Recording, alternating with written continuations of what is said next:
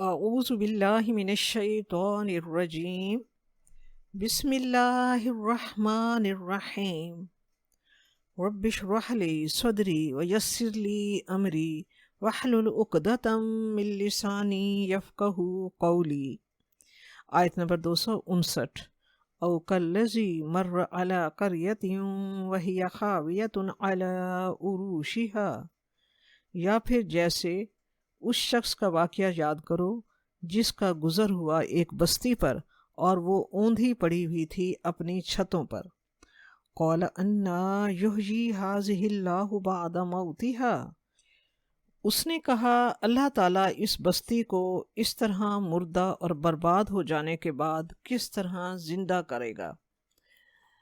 فَأَمَاتَهُ اللَّهُ مِئَةَ عَامٍ ثُمَّ بَعَثَهُ، تو اللہ تعالیٰ نے اس پر موت وارد کر دی 100 برس کے لیے اور پھر اس کو اٹھایا۔ قال کم لبثت، پوچھا کہ کتنا عرصہ یہاں رہے۔ قال لبثت یوما او بعض یوم، وہ کہنے لگا کہ ایک دن یا ایک دن کا کچھ حصہ۔ قال بل لبثت 100 عام، اللہ تبارک و تعالیٰ نے فرمایا بلکہ تم پورے 100 سال اس حال میں رہے ہو۔ فانظر الی طعامک وشرابک لم یتسنہ، تو ذرا تم اپنے کھانے کو اور اپنے مشروب کو جو سفر میں تمہارے ساتھ تھا دیکھو کہ ان کے اندر کوئی بسانت پیدا نہیں ہوئی۔ وانظر الی حمارک، اور دوسری طرف اپنے گدھے کو دیکھو کہ ہم اس کو کس طرح زندہ کرتے ہیں۔ وَلِنَجْعَلَكَ آیَةً لِلنَّاسِ، اور تاکہ ہم تمہیں لوگوں کے لیے ایک نشانی بنائیں۔ وَانظُرْ إِلَى الْعِظَامِ كَيْفَ نُنشِزُهَا، اور اب ان ہڈیوں کو دیکھو کہ کس طرح ہم انہیں اٹھاتے ہیں۔ ثُمَّ نَكْسُوهَا لَحْمًا، پھر ان کو گوشت پہناتے ہیں۔ فَلَمَّا تَبَيَّنَ لَهُ قَالَ أَعْلَمُ أَنَّ اللَّهَ عَلَى كُلِّ شَيْءٍ قَدِيرٌ، پس جب اس کے سامنے یہ بات واضح ہو گئی تو وہ پکار اٹھا کہ میں نے پوری طرح جان لیا اور مجھے یقین کامل ہو گیا کہ اللہ تعالیٰ ہر شے پر قادر ہے۔ گزشتہ آیت میں مثال نمرود کی تھی، اس آیت میں مثال ایک پیغمبر کی ہے کہ اللہ تبارک و تعالیٰ کی نشانیاں ان کے ایمان کو کتنا مضبوط کرتی ہیں۔ تفاسیر میں اگرچہ اس واقعے کے متعلق مختلف تعبیرات ملتی ہیں، مگر زیادہ اتفاق اس بات پر ہے کہ یہ حضرت عزیر علیہ السلام کا واقعہ ہے، اور یہ بستی یروشلم یعنی بیت المقدس تھی۔ جس زمانے میں یہ بستی اجڑی، حضرت عزیر علیہ السلام کا وہاں سے گزر ہوا، انہوں نے دیکھا کہ کوئی متنفس زندہ نہیں ہے، کوئی عمارت سلامت نہیں ہے۔ وہاں ٹھہر کر سوچنے لگے بھلا ایسا پر رونق شہر جو اس طرح اجڑا پڑا ہے یہ کس طرح دوبارہ زندہ ہوگا، جبکہ 2 اینٹیں بھی سلامت نہیں۔ ان کا یہ سوال شک پر مبنی نہ تھا بلکہ حیرت کی نوعیت کا تھا۔ اللہ تبارک تعالیٰ نے ان کی اس بات کا جواب یوں دیا کہ انہیں 100 سال کے لیے موت دے دی، اور 100 سال تک وہیں موت کے عالم میں انہیں رکھا۔ حضرت عزیر علیہ السلام اس وقت گدھے پر جا رہے تھے، کھانا بھی ساتھ تھا، اور یہ حادثہ پیش آ گیا۔ اب دیکھیے اللہ تعالیٰ کی قدرت کے کرشمے کہ اللہ تعالیٰ نے 100 سال گزرنے پر انہیں زندگی دے دی، اٹھا کر بٹھا دیا اور پوچھا کہ اس جگہ تم نے کتنا وقت گزارا ہے، کتنی دیر سوئے رہے ہو۔ انہوں نے کہا ایک دن یا دن کا کچھ حصہ میں نے اس حالت میں گزارا ہے۔ اللہ تبارک و تعالیٰ نے فرمایا تم نے یہاں پورے 100 سال گزارے ہیں۔ اپنے گدھے کو دیکھو کہ اس کی ہڈیاں، اس کا پنجر سب بوسیدہ ہو گیا ہے، مگر اپنے کھانے کو دیکھو کہ بالکل تازہ ہے، وہ سڑا نہیں ہے۔ اب اللہ تعالیٰ نے انہیں اپنی قدرت کا مشاہدہ کروایا کہ جو کھانا تم لے کر چلے تھے اس میں ہم نے بو باس تک نہیں آنے دی، تمہیں 100 سال تک موت دیے رکھی، تمہارے جسم کو بھی ہم نے گلنے سڑنے نہیں دیا۔ ہاں اپنے گدھے کو دیکھو جس کی ہڈیاں تک گل گئی ہیں۔ یہ ہم نے اس لیے کیا ہے کہ تمہیں لوگوں پر ایک نشانی بنا سکیں کہ یوں زندگی ہوتی ہے اور یوں موت ہوتی ہے، اور موت کے بعد اللہ تعالیٰ جب چاہے اٹھا کر بٹھا دے، یہ اس کی قدرت کاملہ ہے۔ اس کی قدرت کاملہ قوانین طبیعہ کی محتاج نہیں ہے، بلکہ قوانین فطرت اللہ تعالیٰ کے حکم کے محتاج ہیں۔ اللہ تعالیٰ جب چاہے انہیں ایکٹیویٹ کر دے اور اللہ تعالیٰ جب چاہے انہیں سسپینڈ کر دے۔ رب نے فرمایا کہ وانظر الی حمارک، اپنے گدھے کو دیکھو، اس کی ہڈیوں پر ہم کس طرح گوشت پوست چڑھاتے ہیں۔ حضرت عزیر علیہ السلام کے سامنے ہی گدھے پر گوشت پوست اور کھال آ گئی۔ رب نے فرمایا ہم یوں کر دیا کرتے ہیں، یہ ہمارے لیے کوئی مشکل نہیں ہے۔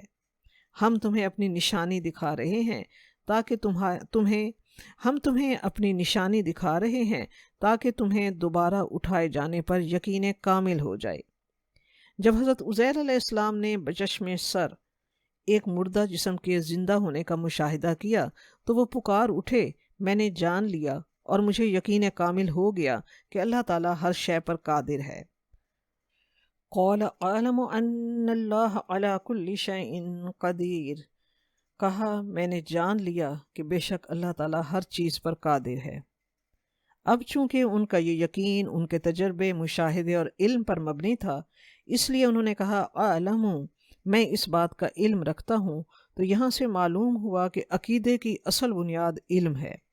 جتنا جتنا علم حاصل ہوتا چلا جائے گا، اتنا اتنا عقیدہ، ایمان اور یقین بڑھتا چلا جائے گا۔ حضرت عزیر علیہ السلام جب 100 سال کے بعد اپنے گھر واپس پہنچے تو بیٹے اور پوتے تو بوڑھے ہو چکے تھے، اور حضرت عزیر علیہ السلام کو رب کریم نے اسی عمر میں یعنی جوانی ہی میں دوبارہ زندگی عطا کی۔ اس طرح عزیر علیہ السلام کی ذات بھی دوسروں کے لیے معجزہ بن گئی۔ یہی وجہ ہے کہ یہود کا ایک فرقہ انہیں ابن اللہ کہتا ہے۔ سورۃ التوبہ کی آیت نمبر 30 میں ہے وَقَالَتِ الْيَهُودُ عُزَيْرٌ ابن اللہ، یہود نے کہا کہ عزیر علیہ السلام اللہ کے بیٹے ہیں، جبکہ حق تو یہ ہے کہ وہ وحدہ لا شریک ہے، لم یلد ولم یولد، نہ اس نے کسی کو جنا ہے نہ اس سے کوئی جنا گیا ہے، اس جیسا کوئی نہیں اور کوئی اس کی برابری کا دعویٰ کرنے والا نہیں ہے۔ آیت نمبر 260 وَإِذْ قَالَ إِبْرَاهِيمُ رَبِّ أَرِنِي كَيْفَ تُحْيِي الْمَوْتَى، اور یاد کرو جب کہ ابراہیم علیہ السلام نے بھی کہا تھا پروردگار ذرا مجھے مشاہدہ کرا دے کہ تو مردوں کو کیسے زندہ کرے گا۔ قَالَ أَوَلَمْ تُؤْمِنْ، اللہ تعالیٰ نے فرمایا کیا تم اس بات پر ایمان نہیں رکھتے؟ قَالَ بَلَىٰ، کہا کیوں نہیں، ایمان تو رکھتا ہوں۔ وَلَٰكِن لِيَطْمَئِنَّ قَلْبِي، لیکن چاہتا ہوں کہ میرا دل پوری طرح مطمئن ہو جائے۔ قَالَ فَخُذْ أَرْبَعَةً مِّنَ الطَّيْرِ فَصُرْهُنَّ إِلَيْكَ، اللہ تعالیٰ نے فرمایا اچھا تو 4 پرندے لے لو اور انہیں اپنے ساتھ ہلا لو۔ ثُمَّ اجْعَلْ عَلَىٰ كُلِّ جَبَلٍ مِّنْهُنَّ جُزْءًا، پھر ان کے ٹکڑے کر کے ہر پہاڑ پر ان کا ایک ایک ٹکڑا رکھ دو۔ ثُمَّ ادْعُهُنَّ يَأْتِينَكَ سَعْيًا، پھر ان کو پکارو تو وہ تمہارے پاس دوڑتے ہوئے آئیں گے۔ وَاعْلَمْ أَنَّ اللَّهَ عَزِيزٌ حَكِيمٌ، اور اس بات کو یقین کے ساتھ جان لو کہ اللہ تعالیٰ زبردست ہے اور کمال حکمت والا ہے۔ اس آیت میں مثال ابراہیم علیہ السلام کی دی جا رہی ہے کہ ایمان والوں کا ایمان اللہ تبارک و تعالیٰ کی نشانیاں دیکھ کر کس طرح مضبوط ہو جاتا ہے۔ علم الیقین سے عین الیقین انسان کو یقین کامل تک لے جاتا ہے۔ علم الیقین یعنی کسی چیز کو جاننے کے بعد اس پر یقین رکھنا، عین الیقین کسی چیز کو دیکھ کر اس پر یقین رکھنا۔ تو جاننے کے بعد اس چیز کو آنکھوں سے دیکھنے کے بعد انسان کا یقین کامل بن جاتا ہے۔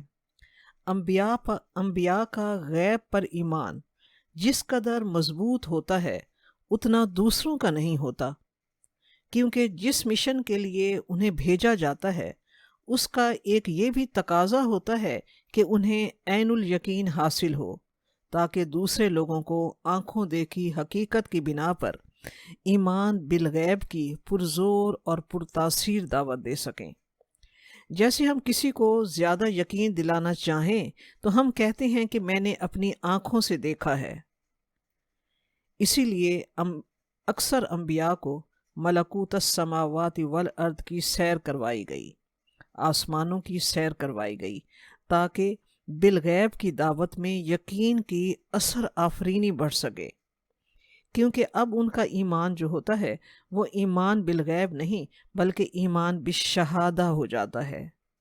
سورۃ الانعام میں بھی رب کریم نے حضرت ابراہیم علیہ السلام کے بارے میں آیت نمبر 75 میں فرمایا، سورۃ الانعام میں وَكَذَلِكَ نُرِي إِبْرَاهِيمَ مَلَكُوتَ السَّمَاوَاتِ وَالْأَرْضِ وَلِيَكُونَ مِنَ الْمُوقِنِينَ وَكَذَلِكَ نُرِي إِبْرَاهِيمَ مَلَكُوتَ السَّمَاوَاتِ وَالْأَرْضِ وَلِيَكُونَ مِنَ الْمُوقِنِينَ، اور اس طرح ہم نے ابراہیم علیہ السلام کو آسمانوں اور زمین کے عجائبات دکھائے، اس طرح ہم ابراہیم علیہ السلام کو آسمانوں اور زمین کے عجائبات دکھانے لگے تاکہ وہ خوب یقین کرنے والوں میں ہو، والوں میں ہو۔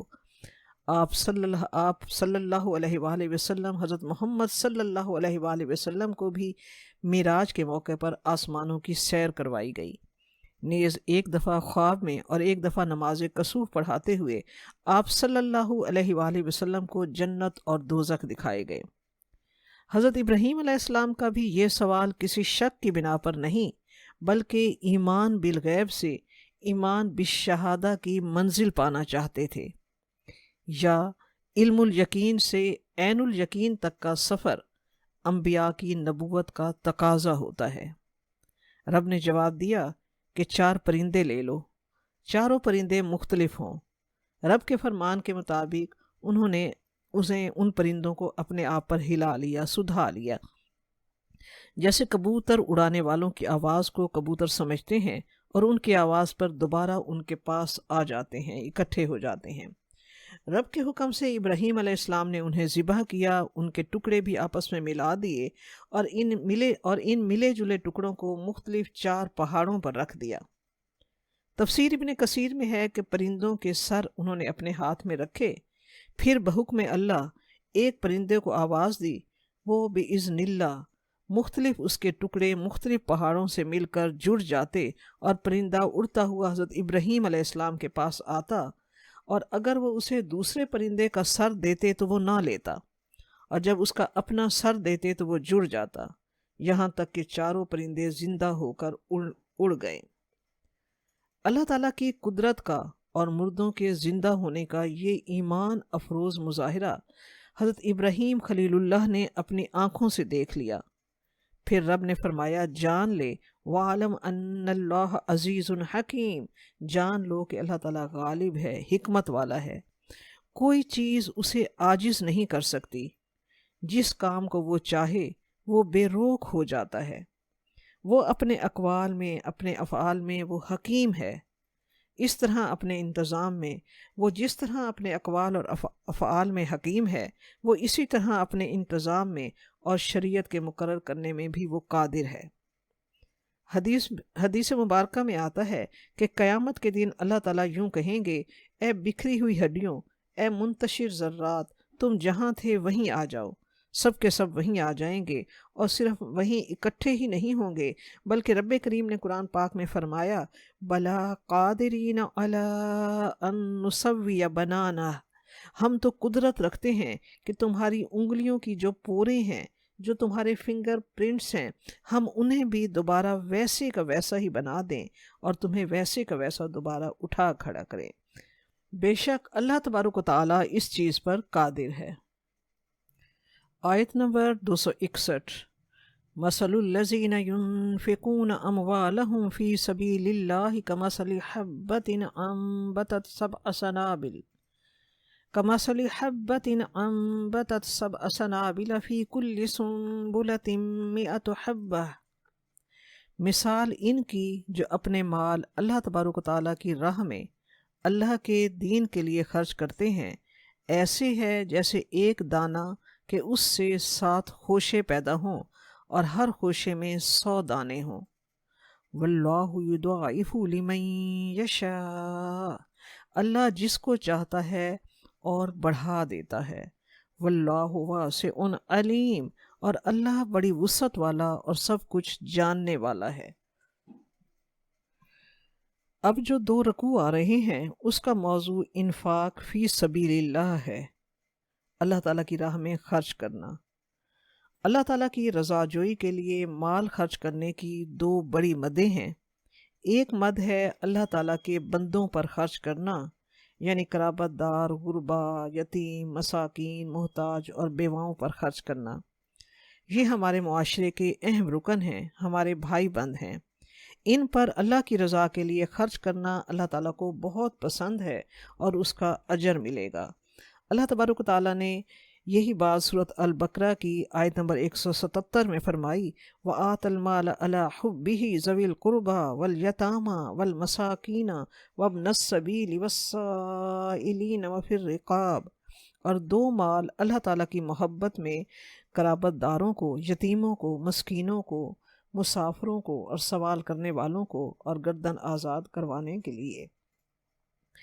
یہ اللہ کی راہ میں خرچ کرنے کی ایک مد ہے۔ دوسری مد میں خرچ کرنا اللہ تعالیٰ کے دین کے لیے خرچ کرنا ہے۔ قرآن پاک میں انفاق فی سبیل اللہ اور قرض حسنہ کی اصطلاحیں اسی دوسری مد کے لیے آئی ہیں۔ چنانچہ انفاق مال یا انفاق فی سبیل اللہ سے مراد اللہ تعالیٰ کی راہ میں خرچ کرنا، اللہ تعالیٰ کے دین کی دعوت کو عام کرنے اور اللہ تعالیٰ کی کتاب کے پیغام کو عام کرنے کے لیے خرچ کرنا۔ اللہ تعالیٰ کے دین کی دعوت کو اس طرح ابھارنا کہ باطل کے ساتھ زور آزمائی کرنے والی ایک طاقتور جماعت پیدا ہو سکے، ایک جماعت وجود میں آئے۔ اس جماعت کے لیے ساز و سامان فراہم کرنا تاکہ غلبہ دین کے ہر مرحلے کے جو تقاضے اور ضرورتیں ہیں وہ پوری ہو سکیں۔ اس کام میں جو مال صرف ہوگا وہ انفاق فی سبیل اللہ یا اللہ کے ذمے قرض حسنہ ہے۔ اللہ تبارک و تعالیٰ نے سورۃ محمد کی آیت نمبر 7 میں فرمایا، یا ایہا الذین آمنوا ان تنصروا اللہ ینصرکم ویثبت اقدامکم، اے ایمان والو، اللہ کے دین کی مدد کرو گے تو وہ تمہاری مدد کرے گا اور تمہارے قدموں کو مضبوط جما دے گا۔ ینفقون میں یعنی خرچ کرنے میں سب چیزیں آتی ہیں، مگر یہاں اللہ تبارک و تعالیٰ نے فرمایا ینفقون اموالہم، یہ کہہ کر اس خرچ کو خاص کر دیا گیا ہے، یعنی اللہ کی راہ میں دولت خرچ کرنا۔ یہاں فی سبیل اللہ کہا ہے، ینفقون اموالہم فی سبیل اللہ۔ یہ دعوت غور و فکر ہے کہ مسلمان وقت کا تقاضا پہچانے کہ اس وقت اللہ کے دین کی کیا ضرورت ہے، اس وقت اللہ کے دین کو سر بلند کرنے کے کیا تقاضے ہیں۔ ہر ایک کے خیال میں کئی تقاضے ہو سکتے ہیں اور وہ صحیح بھی ہوں گے۔ میرے خیال میں اس وقت اور تقاضوں کے ساتھ ایک اہم تقاضا دین کے علم کے فروغ کے لیے خرچ کرنا بھی بہت اہم ہے۔ آج امت مسلمہ کے زوال کی اصل بنیاد جہالت ہے۔ یہ سارے ری ایکشن اسی کا نتیجہ ہیں، دین کے علم سے لا علم ہونا۔ وجہ یہی ہے کہ غصے میں بپھر اٹھنا، تحمل سے ناآشنا ہونا، درگزر نہ کرنا، برداشت کا مادہ نہ ہونا، بات بات پر ری ایکٹ کر کے مشتعل ہو کر اٹھ کھڑا ہونا، یہ سب کچھ اللہ کی کتاب کا علم نہ رکھنے کی وجہ سے ہے، سنت رسول سے ناآشنا ہونے کی وجہ سے ہے۔ جب دین کے علم سے مالا مال مزین امت پیدا ہوگی تو بہترین امت وجود میں آئے گی۔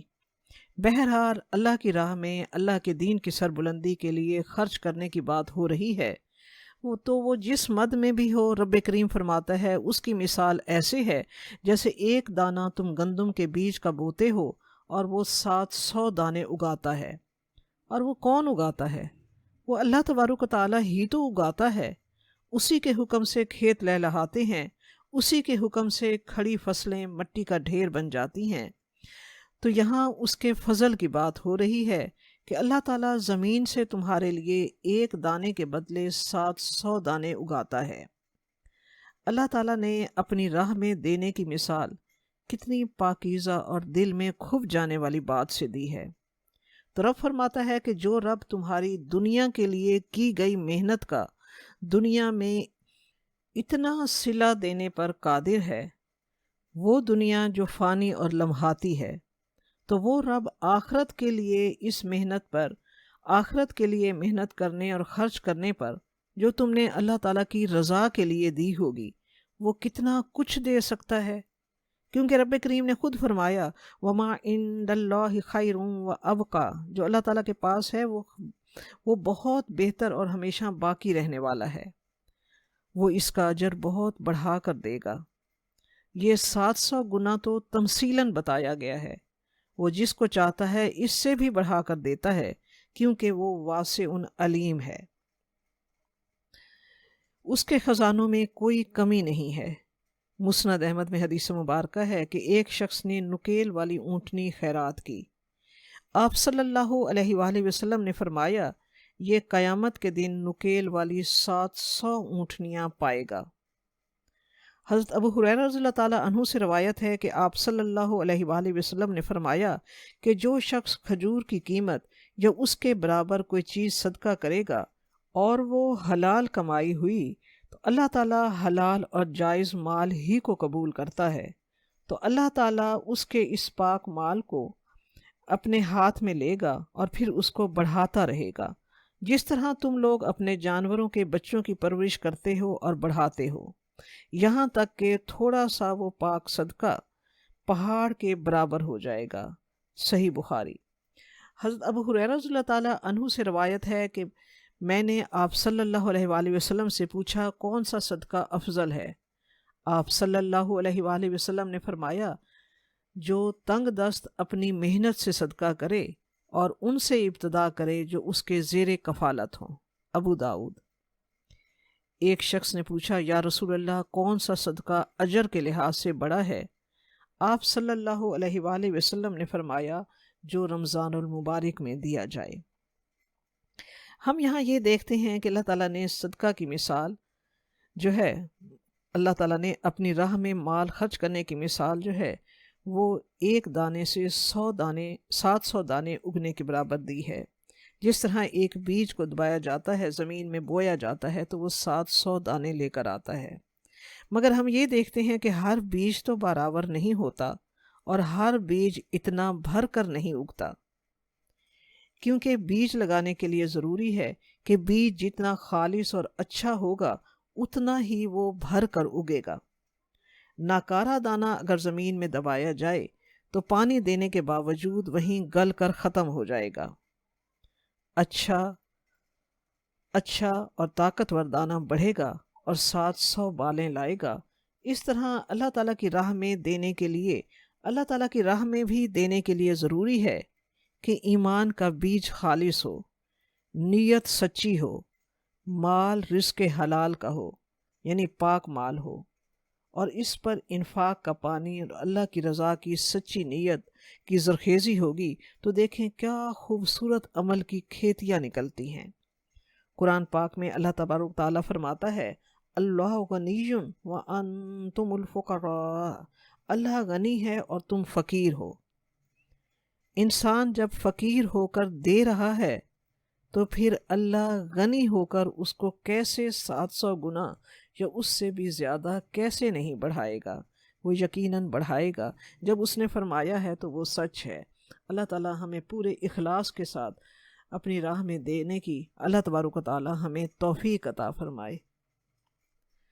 آیت نمبر 262، الذین ينفقون اموالهم فی سبیل اللہ، جو لوگ اپنے مال اللہ تبارک و تعالیٰ کی راہ میں خرچ کرتے ہیں، ثم لا یتبعون ما انفقوا منا ولا اذى، پھر جو کچھ وہ خرچ کرتے ہیں اس کے بعد نہ تو احسان جتاتے ہیں اور نہ وہ تکلیف پہنچاتے ہیں، لہم اجرہم عند ربہم ولا خوف علیہم ولا ہم یحزنون، ان کا اجر ان کے رب کے پاس محفوظ ہے اور نہ تو ان کے لیے کوئی خوف ہوگا اور نہ ہی وہ کسی رنج و غم سے دوچار ہوں گے۔ اس آیت میں بھی انفاق فی سبیل اللہ کی بات ہو رہی ہے۔ اللہ تبارک و تعالیٰ کی راہ میں دین کے کاموں پر خرچ کرنا یا ان لوگوں پر خرچ کرنا جو دن رات دین کا کام کر رہے ہیں، آپ ان سے تعاون کر رہے ہیں۔ اگر آپ ان سے تعاون کر رہے ہیں تو وہ فکر معاش سے آزاد ہو کر دین کے کاموں پر پوری توجہ اور پورا وقت لگا دیں گے، لیکن اس کے لیے شرط ہے کہ اگر اللہ تعالیٰ سے اچھا صلہ چاہتے ہو تو کچھ شرائط پوری کرنی ہوگی کہ اللہ کی رضا کی خاطر ان کی مدد کرنے کے بعد نہ ان پر احسان جتانا ہے نہ تکلیف دینی ہے۔ یعنی جو دین کے کام میں لگا ہوا ہے، آپ اگر اس پر خرچ کر رہے ہیں اور اس کو اگر جتا بھی دیا اور اس پر احسان بھی رکھ دیا اور کوئی تکلیف دہ کلمہ بھی کہہ دیا، کوئی دل آزاری کی بات بھی کہہ دی، یا اگر کسی دینی ادارے پر خرچ کیا تو جتایا کہ میرا حق زیادہ ہے، ہم چندہ زیادہ دیتے ہیں تو بات بھی ہماری مانی جائے گی۔ نہیں، ایسا نہیں ہونا چاہیے۔ کسی کو نہیں دیا، رب کو دیا ہے۔ جب رب کو دیا ہے تو اجر بھی رب دے گا۔ کسی پر احسان جتا کر، اپنا حق زیادہ جتا کر اس ادارے پر تم اپنے دیے ہوئے کو ضائع کر رہے ہو۔ جب رب کو دیا ہے تو اجر بھی رب دے گا۔ جو اس نقطے کو ذہن میں رکھ کر خرچ کرتے ہیں تو رب کریم کا ان سے جزائے خیر کا وعدہ ہے کہ ان کا ثواب رب دو عالم کے ذمے ہے۔ ان پر قیامت کے دن نہ کوئی خوف ہوگا نہ غم ہوگا۔ رب کی راہ میں صرف رب کی رضا کے لیے دینے والوں کے لیے دنیا میں بھی نہ کوئی خوف ہوتا ہے نہ وہ غمگین ہوتے ہیں۔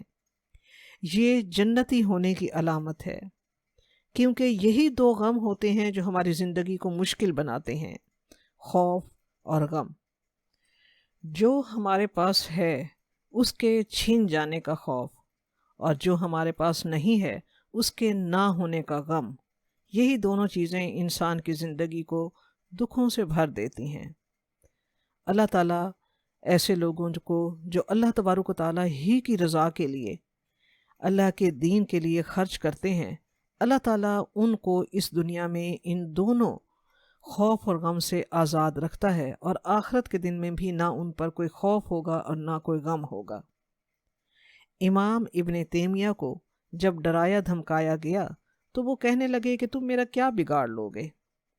اگر تم مجھے قتل کرو گے تو اس کی دعا تمہیں 50 سال سے مانگ رہا ہوں کہ اللہ کی راہ میں شہید کیا جاؤں۔ اگر تم مجھے قید کرو گے تو میرے حبیب حضرت محمد صلی اللہ علیہ وآلہ وسلم کی وہ سنت پوری ہو جائے گی جو شیب ابی طالب میں 3.5 سال تک قید وہ رہے۔ اگر تم مجھے پتھر مارو گے تو میرے حبیب کی وہ سنت پوری ہو جائے گی جو طائف کے بازار میں ہوئی۔ جو چاہتے ہو کر لو، میں ہر حال میں اللہ تعالیٰ سے راضی ہوں۔ میں تم سے نہ تو کوئی خوف کھاؤں گا اور نہ تم مجھے کوئی دکھ پہنچا کر غمزدہ کر سکتے ہو۔ لا خوف علیہم ولا ہم یحزنون، یقیناً اللہ کے بندوں پر نہ کوئی خوف ہوتا ہے اور نہ وہ غمزدہ ہوتے ہیں۔ آیت نمبر 263، قول معروف و مغفرہ، بھلی بات کہنا اور درگزر کرنا، خیر من صدقۃ یتبعها اذی، وہ بہتر ہے اس خیرات سے جس کے بعد اذیت پہنچائی جائے۔ واللہ غنی حلیم، اللہ تبارک و تعالیٰ غنی ہے اور حلیم ہے۔ میٹھا بول اور ناگوار بات پر چشم پوشی کرنا اور درگزر کر دینا اس خیرات سے بہتر ہے جس کے پیچھے دکھ ہو۔ اب اس آیت میں انفاق فی سبیل اللہ کے عام عوامی فلاح پر خرچ کرنے کی بات ہو رہی ہے کہ اللہ کے بندوں کی بھلائی پر خرچ کرنا۔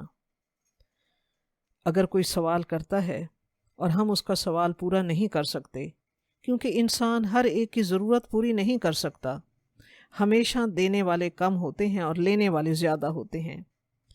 کوئی مانگتا ہے تو ایک حد تک انسان دے سکتا ہے، اور دوسری بات یہ کہ ہر کوئی ہر ایک کو نہیں دے سکتا، یا جس چیز کے لیے کوئی مانگ رہا ہے وہ ممکن ہے کہ ہماری نظر میں اتنی اہم نہ ہو اور دوسرے کی ضرورت پوری کرنا ہمارے لیے اہم ہو۔ تو ایسی صورت میں اسے اگر ہم نہیں دے سکتے تو نرمی اور پیار سے اور طریقے سے نہ دینے والے مرحلے سے گزریں۔ نرمی اور محبت سے کی گئی بات نہ دینے کی تکلیف کو یا نہ ملنے کی تکلیف کو کم کر دے گی۔ یہ بہتر ہے اس سے کہ آپ کسی کو دے کر دل توڑنے والی بات کہہ دیں۔ اگر سائل نے درست لہجے میں بات کی ہے تو بھی اسے مت ڈانٹیے۔ سورۃ الضحیٰ میں رب کریم نے فرمایا وَأَمَّا السَّائِلَ فَلَا تَنْهَرْ، اور سائل کو مت جھڑکو۔ اللہ تبارک و تعالیٰ فرماتا ہے واللہ غنی حلیم، اللہ تعالیٰ بے نیاز ہے، اللہ تعالیٰ بردبار ہے، اللہ تعالیٰ بے نیاز ہے، وہ تمہاری خیرات کا حاجت مند نہیں ہے۔ یاد رکھو کسی حاجت مند کو دے رہے ہو تو در حقیقت اللہ تعالیٰ ہی کو دے رہے ہو، اسے دے رہے ہو جو خود غنی ہے، اسے دے رہے ہو اسے دے رہے ہو جس نے تمہیں سب کچھ عطا کیا ہے۔ اگر تم اپنے دل سے اتری ہوئی چیز اللہ کے نام پر دے رہے ہو تو ہو سکتا ہے کہ اللہ کی غیرت کو اس وقت جوش آ جائے اور وہ تمہیں ہر نعمت سے محروم کر دے، لیکن وہ نہیں کرتا کیونکہ وہ حلیم ہے، وہ تحمل والا ہے، وہ بردبار ہے، وہ معاف کرنے والا ہے۔ اللہ غنی بھی ہے، اللہ حلیم بھی ہے۔ حدیث قدسی ہے کہ حضرت ابو ہریرہ رضی اللہ تعالیٰ عنہ سے روایت ہے، حضرت ابو ہریرہ رضی اللہ تعالیٰ عنہ سے روایت ہے، آپ صلی اللہ علیہ وآلہ وسلم نے فرمایا قیامت کے دن اللہ عز و جل فرمائے گا اے آدم کے بیٹے میں بیمار ہوا، تو نے میری تیمارداری نہ فرمائی۔ وہ کہے گا پروردگار عالم میں تیری تیمارداری کیسے کرتا جبکہ تو رب العالمین ہے۔ اللہ تعالیٰ فرمائے گا میرا فلاں بندہ بیمار ہوا، تو نے اس کی تیمارداری نہ کی، کیا تو نہیں جانتا کہ اگر تو اس کی تیمارداری کرتا تو مجھے اس کے پاس موجود پاتا؟ اے آدم کے بیٹے میں نے تجھ سے کھانا مانگا تھا، تو نے مجھے کھانا نہیں دیا۔ وہ کہے گا رب میں تجھے کھانا کیسے کھلاتا، تو رب العالمین ہے۔ اللہ تعالیٰ فرمائے گا کیا تو نہیں جانتا کہ تجھ سے میرے فلاں بندے نے کھانا مانگا تھا، تو نے اس کو کھانا نہیں کھلایا تھا؟ کیا تو نہیں جانتا کہ اگر تو اسے کھانا کھلاتا تو اس کھانے کو میرے پاس موجود پاتا؟ اے آدم کے بیٹے میں نے تجھ سے پانی مانگا تھا، تو نے مجھے پانی نہیں پلایا۔ وہ کہے گا پروردگار عالم میں تجھے کیسے پانی پلاتا جبکہ تو رب العالمین ہے۔ اللہ تعالیٰ فرمائے گا تجھ سے میرے فلاں بندے نے پانی مانگا تھا، تو نے اس کو پانی نہیں پلایا تھا۔ کیا ایسا نہیں ہے کہ اگر تو اس کو پانی پلاتا تو اپنے اس عمل کو میرے پاس موجود پاتا؟ اللہ تبارک و تعالیٰ ہمیں اپنی رضا کے لیے مال خرچ کرنے کی بہترین سعادت اور توفیق عطا فرمائے۔ آمین ثم آمین۔